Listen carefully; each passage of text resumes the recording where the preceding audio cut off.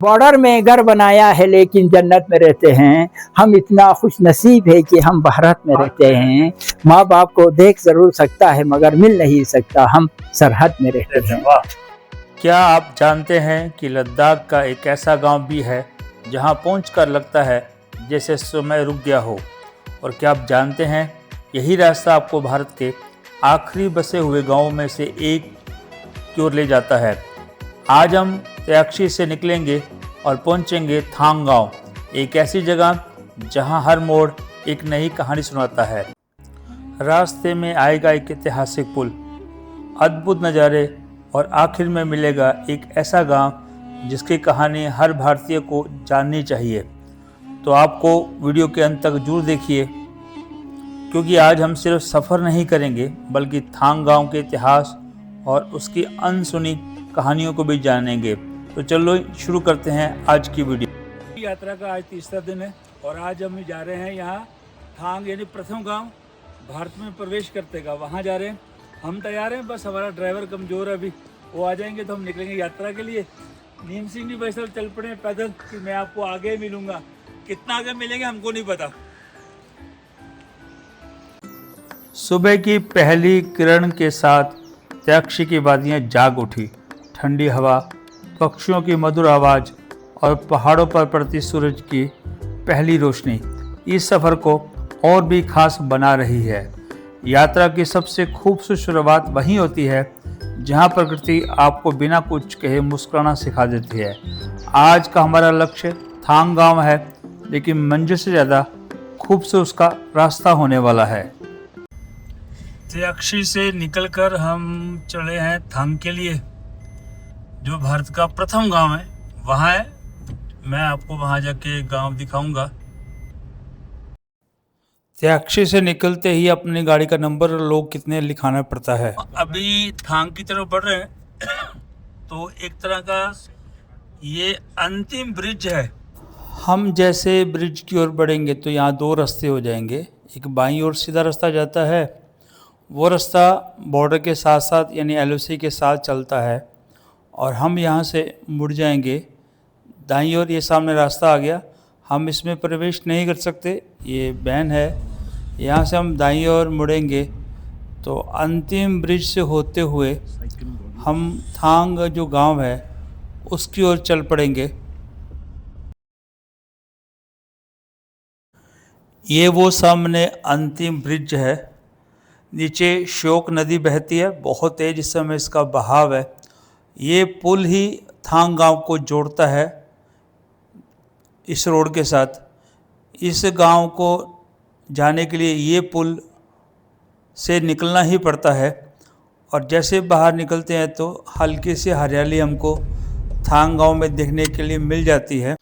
थांग गांव पहुंचकर मैं आपको वहां के गोबाली की कहानी भी सुनाऊंगा, जिन्होंने 1971 में अपने माता पिता को खोया। पिता आज तक वापस नहीं आ पाए। मिली है गांव के आसपास। ये भारत का प्रथम गांव थांग। रास्ता थोड़ा सा ख़राब है। दायां जहाँ हम चल रहे हैं ये रोड हमको लेके जाएगी थांग तक। बीच में श्योक नदी है और बाईं ओर जो है उसके नीचे एक सड़क है, सड़क के उस तरफ एलओसी है। तो हम बढ़ रहे हैं थांग की तरफ, बहुत नज़दीक है, अब तो हम पहुंचने वाले हैं वहाँ पर।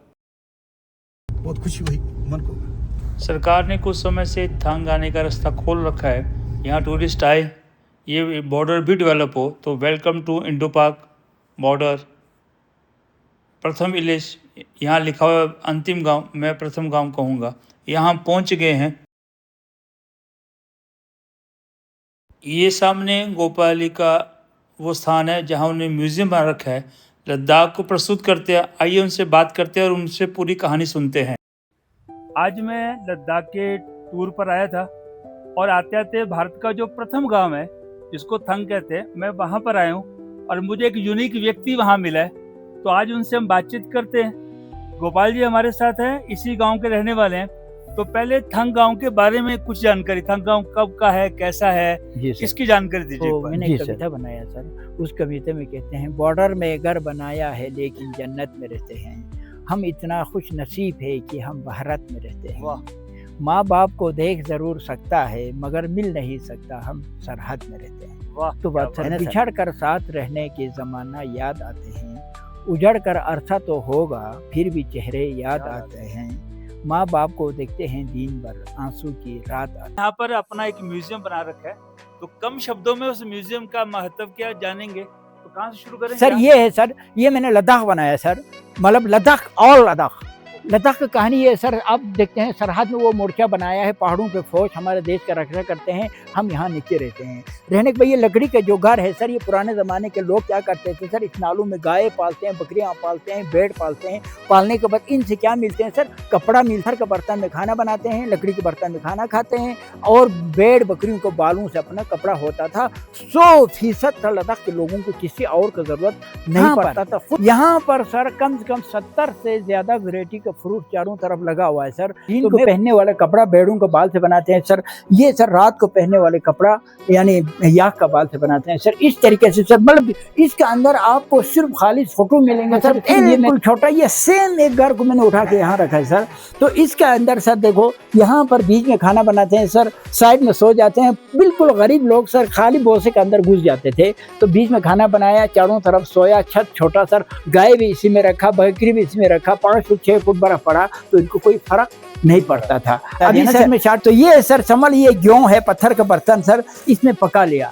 पकाने के बाद सर इसमें पीस लिया, सत्तू बन गया। बनने के बाद सर अब ट्रेकिंग के लिए जाना है नाले में, गाय के साथ बकरी के साथ। इस बर्तन को इधर डाल दिया और सत्तू को इधर डाल दिया, बीच में गमछा बांध लिया। जाना है सर उसको 10 दिन के लिए, तो बस इसको पकड़ा, चल पड़ा। वहां पहुंचने के बाद सर क्या किया सर, दही डाल दिया, लस्सी डाल दिया, खा लिया। खाने के बाद सर इसको पिलो बनाया, सोया, पाँव क्लोज किया, तो उस बर्फ पड़ा, बारिश हुआ, तो गमछा को खोला, चारों तरफ रस्सी बांधा, इसको बीच में खड़ा किया, तो इनका टेंट भी बन गया।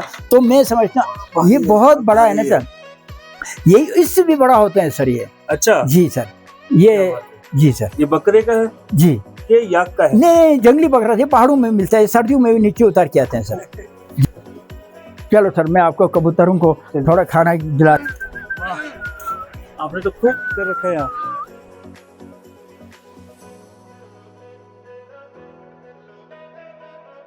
भारत का जो प्रथम गांव है थांग, ये उसकी कहानी थी। एक अनछुआ पहलू, मुझे भी कल्पना नहीं थी जब मैं चला था थांग देखने के लिए कि यहाँ इतना सुंदर पूरा लद्दाख देखने का मौका मिलेगा, बॉर्डर को देखने का मौका मिलेगा, और यहाँ जो उस समय की त्रासदी में जिनके साथ जो घटना घटी उनको लाइव सुनने का मौका मिलेगा।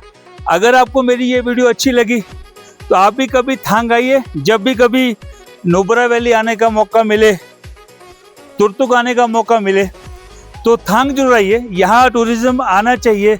भारत का प्रथम गांव हम सबको देखना चाहिए। और अगर आपको मेरी वीडियो अच्छी लगी तो मेरे चैनल को सब्सक्राइब करिए, जिसका नाम है ट्रैवल विद MKN। अगली वीडियो में पेंगोंग जाने का रास्ता दिखाऊंगा कितना कठिन था।